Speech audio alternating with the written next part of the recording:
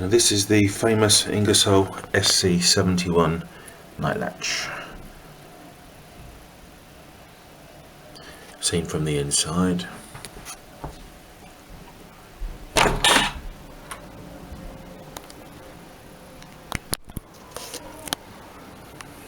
As the door closes, this engages in the frame and throws the bolt out.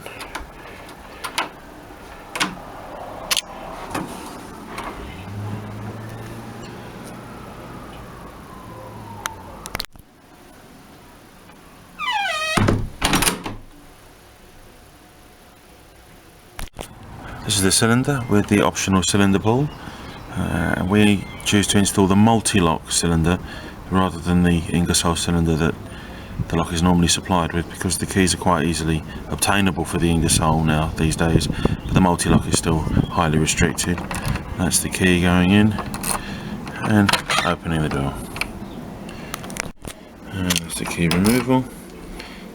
The key is supplied with a registration card, and 2 keys are included in the price that you see on the website. This is how you deadlock the door. Insert the key, full 360-degree turn, remove the key, it's now completely deadlocked. Even from the inside you won't be able to open it.